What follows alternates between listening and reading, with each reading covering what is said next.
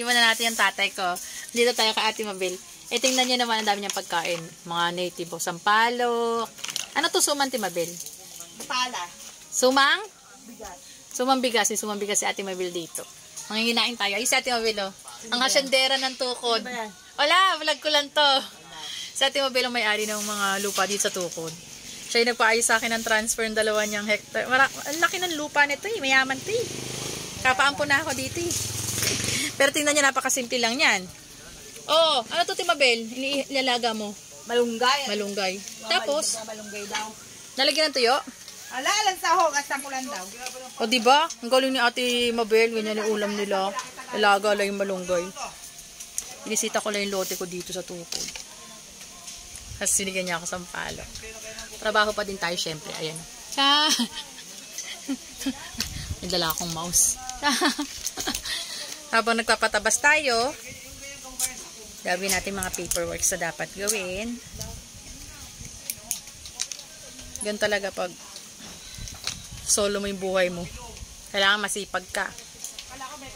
Dapat lahat ng hustle jobs meron ka. Para makaraos ka ng mga anak mo.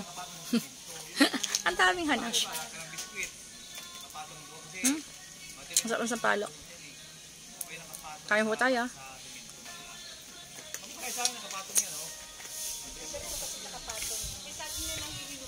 Saan yung mabili? Saan? Ha? Magtiba tayo ng saba mamaya. Tiba ako ng isa rin. Sige. Marami kami saba. Magkataba kami. Ano yan doon? Nakita ko na. Nahihilog na hindi nakita naman. Sige. Mamaya magtataba tayo ng puno ng saba. Ay, tatay. Siya doon, tinatawag ka. Hi, hello. Wala siya. Si tatay ang dating mechanical engineer ka ba tayo sa barko? Ano lang ako, engineer. Mechanical engineer ba tinapos nun? Associate marine engineer lang. Marine engineer pala si tatay. Marine engineer. Oh, dahil masinop ang kanyang misis, bili ng lupa habang siya ay nasa barko. Oo Look, hectares, ang dami nilang lupain.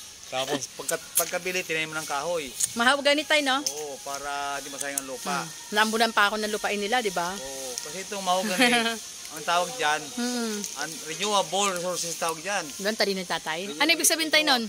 Renewable resources, ibig sabihin renewable, pag hinarvest mo, pwede yung palitan. Ay, paano palitan? Pwede yung taniman ulit ng panibago. Pero baby yung puno, lalaki agad. Oo, ibig sabihin na, di ba, sobrang laki na yan, puputulin. Papalitan mo. Hindi ka mukha ng mga chromite, mga gold. Di ba nauubos yan? Apo. Hindi na pwedeng pagtaniman ulit ng bago. Kaya hindi siya rin yung wabol. Ito nga. Ilang taon yan tayo bago i-harvest yung puno ng mahogany? Mga 20. 20 years? Oo, pero parang nara yan. Pero nakapag-harvest ka na tayo. Hindi pa kasi gagawin natin itong... Ang daming puno ni tatay, oh. Gagawin natin itong ano nga, Falls Park. Gagawin daw namin itong People's Park o resort. Anong resort? Falls Park. Ano yun? Falls Park? Forest. Forest Park. Forest Park. Yun ang planin tatay, magkatayo siya ng Forest Park. May mga cottage. Kasi ang dami talaga. Cottage, may restaurant dyan.